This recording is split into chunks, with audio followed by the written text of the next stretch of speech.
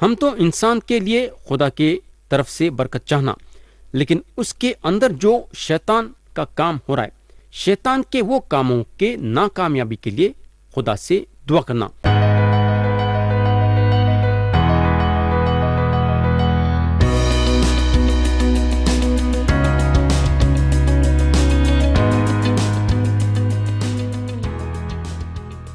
یسوع مسیح کے نام سے السلام علیکم پیارے بھائی اور بہن، اب ہم خدا کا کلام شروع کریں گے، اور آپ لوگوں کو یاد ہوگا کہ گئے سو وقت ہم زبور کی کتاب باب 51 اور اس کی آیت 13 سے غور کرنا شروع کرے تھے، اور زبور کی کتاب باب 55 اور اس کی آیت 13 تک غور کرے تھے۔ آج ہم کلام کے نئے حصے پہ آئیں گے اور پڑھیں گے زبور کی کتاب باب 55 اور اس کی آیت 14۔ یہاں لکھا ہوا ہے، ہماری باہمی گفتگو شیرین تھی اور ہجوم کے ساتھ خدا کے گھر میں پھرتے تھے۔ میرے بھائی اور بہن، ایسے لوگ آپ کے ساتھ مل کے دعا کریں گے اور آپ کے لیے دعا کریں گے جب آپ ان لوگوں کے ساتھ رہیں گے، لیکن جب آپ اپنی پیٹھ پلٹائیں گے تو آپ کے پیٹھ میں چھرا بھوکیں گے۔ ایسے قسم کے لوگ ہمارے اطراف نظر آئیں گے، اور جب مخالف مسیح آئیں گا تو انہیں ایسا چھڑیں گا اور ایسا کریں گا۔ آیت 15 میں داؤد بولتے ہیں، ان کو موت اچانک آ دبائے، وہ جیتے جی پاتال میں اتر جائیں، کیونکہ شرارت ان کے مسکنوں میں اور ان کے اندر ہے۔ تو داؤد، آپ سوچ سکتے کہ ایسے لوگوں سے انہوں کتنے پریشان تھے کہ ایسے لوگوں کے لیے ان کے منہ سے بددعا نکلی۔ آیت 16 اور 17 پڑھیں گے۔ یہاں داؤد بولتے ہیں، پر میں تو خدا کو پکاروں گا اور خداوند مجھے بچا لے گا۔ صبح و شام اور دوپہر کو میں فریاد کروں گا اور کراتا رہوں گا، اور وہ میری آواز سن لے گا۔ تو یہاں ہم داؤد کے پریشانی کو دیکھ سکتے ہیں کہ داؤد کتنے پریشان تھے کہ انہوں یہ فیصلہ کر لیے کہ انہوں صبح کو خدا سے دعا کریں گے، دوپہر کو خدا سے دعا کریں گے، اور رات کو خدا سے دعا کریں گے۔ اپنے تکلیفوں کے وقت داؤد خدا کے قدموں میں زیادہ بیٹھتے تھے۔ ہم بھی جب تکلیفوں میں رہتے یا پریشانی میں رہتے تو خدا کے قدموں میں زیادہ سے زیادہ بیٹھنا۔ لیکن ہماری کمزوری یہ ہے کہ جب ہم تکلیفوں میں اور پریشانیوں میں آتے ہیں تو اس وقت دعا کرنا چھوڑ دیتے ہیں۔ لیکن داؤد، ہم یہاں دیکھتے ہیں، پریشانی میں آنے کے باوجود، تکلیفوں میں آنے کے باوجود، انہوں اپنا قدم خداوند کے لیے رکھے، یعنی کہ خدا کے قدموں پہ بیٹھ کے دعا کرے۔ پیارے بھائی بہن، اب ہم کو مخالف مسیح کی تصویر ملیں گی۔ مخالف مسیح نمبر 1 جھوٹا آدمی رہے گا، جھوٹ کے سوائے انہیں دوسری بات نہیں کرے گا۔ اگر ہم یاد کریں گے تو یسوع مسیح ہم کو یوحنا کی انجیل میں شیطان کے بارے میں یہ بتائے کہ شیطان جو ہے جھوٹ کا باپ ہے، اور مخالف مسیح بھی اپنی جھوٹی زبان کھولیں گا۔ میرے بھائی اور بہن، اب میں آپ کا توجہ جو ہے آیت 22 پہ لانا چاہوں گا۔ یہاں داؤد بولتے ہیں، اپنا بوجھ خداوند پر ڈال دے، وہ تجھے سنبھالے گا، وہ صادق کو کبھی جنبش نہ کھانے دے گا۔ میرے دوست، اگر آپ کا کوئی دشمن ہے تو اس کو خداوند کے حوالے کرو۔ اگر ہم کچھ کرنے کی کوشش کریں گے تو غلطیاں کریں گے اور خدا کے نظروں میں گنہگار ٹھہریں گے۔ ہم جس کو بھی خدا کے حوالے کریں گے تو خدا بہترین طریقے کے ساتھ اس سے نپٹیں گا۔ خدا کو معلوم ہے کہ کیا کرنا ہے اور کیسا کرنا ہے، یہ خدا جانتا۔ اپنے بوجھ کو خدا کے کندھوں پہ ڈال دو، انہیں سنبھال لیں گا۔ جب بڑے مصیبتوں کے دن آئیں گے تو اسرائیل کے باقی خدا کی طرف پلٹیں گے اور ان کے بوجھ کو خدا کے کندھوں پہ ڈال دیں گے، کیونکہ ان لوگوں کو یہ بات کا پتہ چلے گا کہ ان کے بوجھ کو کوئی نہیں اٹھا سکتا سوائے خدا کے۔ اب ہم آیت 23 پڑھیں گے، جو کہ یہ باب کی آخری آیت ہے۔ لیکن اے خدا، تو ان کو ہلاکت کے گڑھے میں اتارے گا، خونی اور دغاباز اپنی آدھی عمر تک بھی جیتے نہ رہیں گے، پر میں تجھ پر توکل کروں گا۔ پیارے بھائی اور بہن، آپ کے بارے میں کیا ہے یا میرے بارے میں کیا ہے؟ آج یہ دنیا میں ہم کیسا جینا چاہیں گے؟ سوال یہ پیدا ہوتا ہے، کیا ہم لوگوں سے چڑیں گے اور ان کی شکایت کریں گے کہ ان لوگاں ہمارے ساتھ کیا کرے؟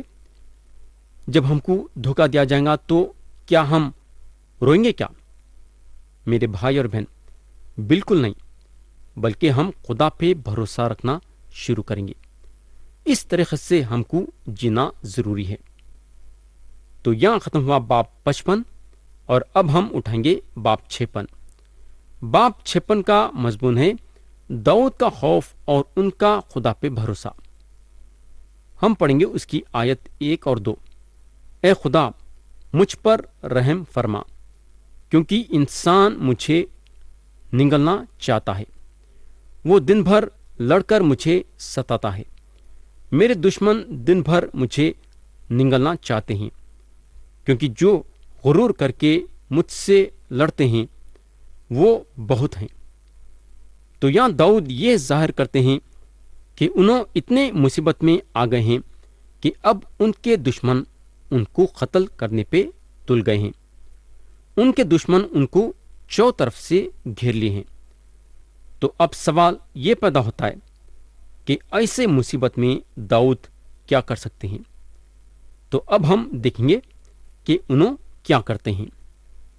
ہم پڑھیں گے آیت 3۔ جس وقت مجھے ڈر لگے گا میں تجھ پر توکل کروں گا۔ تو اب سوال یہ پیدا ہوتا ہے کہ کیا داؤد ڈرے ہوئے تھے کیا؟ میرے بھائی، بالکل ڈرے ہوئے تھے۔ یا میں آپ لوگوں کو یہ بولنا چاہوں گا کہ خوف آپ کے زندگی میں ایمان پیدا کرتا ہے، یعنی کہ ایمان کو باہر لاتا ہے۔ یا اگر ہم داؤد پہ غور کریں گے تو داؤد بولتے ہیں جس وقت مجھے ڈر لگے گا میں تجھ پر توکل کروں گا۔ تو لوگ یہ بولتے ہیں کہ ان لوگاں کبھی خوف نہیں کھاتے، ان لوگاں جھوٹ بول رہے ہیں۔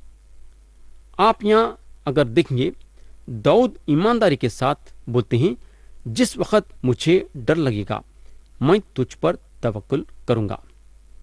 میرے بھائی، یہ دنیا میں ایک بھی انسان نہیں ہے جو نہیں ڈرتا ہے، سب کے سب ڈرتے ہیں۔ لیکن داؤد یہاں کیا کر رہے ہیں؟ داؤد یہاں بولتے ہیں میں تجھ پر توکل کروں گا۔ داؤد مان لیے کہ انہوں ڈر گئے ہیں، مگر یہ بات سے دعا کرے کہ میں خدا پہ بھروسہ رکھوں گا۔ ایک سوال پیدا ہوتا ہے، کیا خوف اور ایمان ایک ہی وقت پہ پیدا ہو سکتا ہے کیا؟ خدا کا کلام بتاتا ہے محبت میں خوف نہیں ہوتا، بلکہ کامل محبت خوف کو دور کر دیتی ہے، کیونکہ خوف سے عذاب ہوتا ہے اور کوئی خوف کرنے والا محبت میں کامل نہیں ہوا۔ اب ہم زبور کی کتاب باب 56 اور اس کی آیت 8 پڑھیں گے۔ تو میری آوارگی کا حساب رکھتا ہے، میرے آنسوؤں کو اپنے مشخیزے میں رکھ لے، کیا وہ تیری کتاب میں مندرج نہیں ہے؟ پیارے بھائی اور بہن، ہمارے زندگی کا رتی رتی کا حساب خدا کے پاس ہے۔ یہاں داؤد ایک زبردست بات بولتے ہیں، انہوں بولتے ہیں میرے آنسوؤں کو اپنے مشخیزے میں رکھ لے، یعنی کہ یہاں انہوں یہ بتانا چاہ رہے ہیں کہ انہوں دعا میں اپنے آنسواں کتنا نہیں بہائے ہوں گے۔ ہم کو معلوم ہونا چاہیے ہم جو دعا میں ہمارے آنسواں بہاتے ہیں، ایک ایک آنسو کا خدا کے پاس حساب ہے۔ اب ہم آیت 9 اور 10 پڑھیں گے۔ تب تو جس دن میں فریاد کروں گا میرے دشمن پسپا ہوں گے۔ مجھے یہ معلوم ہے کہ خدا میری طرف ہے، میرا فخر خدا پر اور اس کے کلام پر ہے، میرا فخر خداوند پر اور اس کے کلام پر ہے۔ پیارے بھائی اور بہن، हमारा भी फ़ख्र खुदा पे और उसके कलाम पे होना चाहिए। अब मैं आपका तवज्जो आयत 13 पे लाना चाहूँगा। यहाँ लिखा हुआ है, क्योंकि तूने मेरी जान को मौत से छुड़ाया।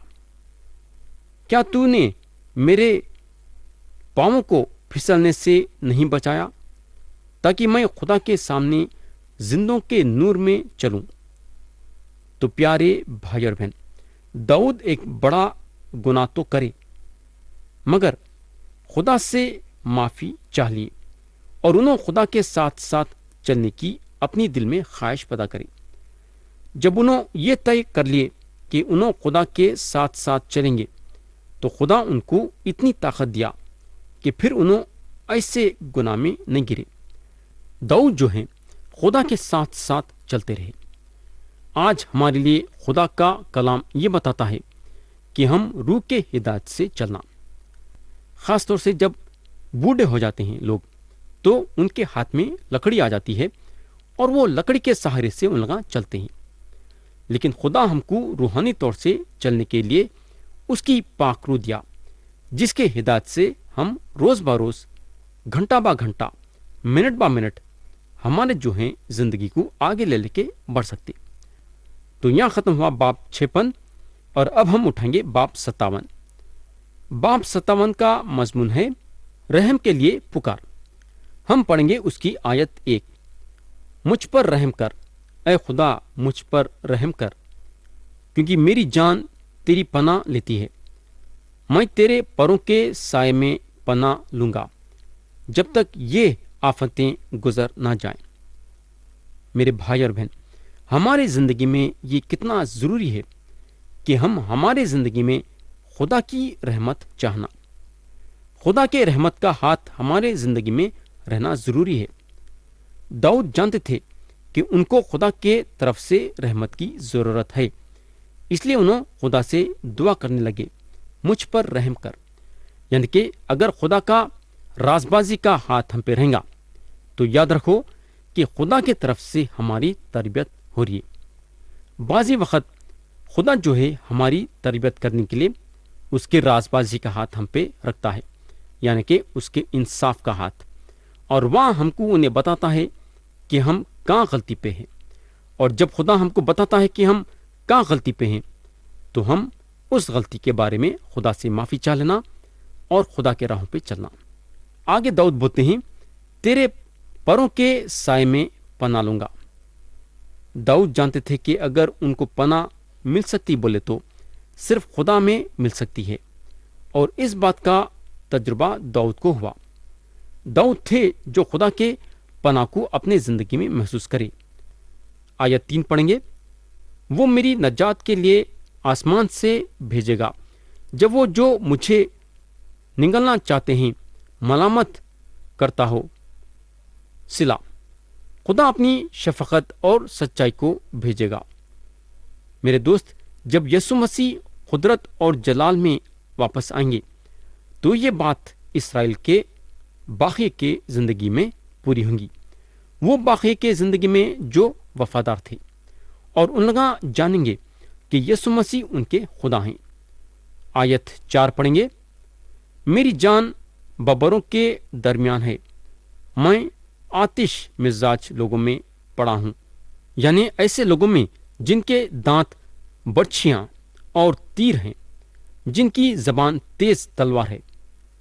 हमको मालूम होना चाहिए कि शैतान सारी दुनिया में इधर उधर फिर रहा है, ये देखने के लिए कि किसको उन्हें फाड़ के खा सकता है, और उसका साथ देने वाले कई हैं।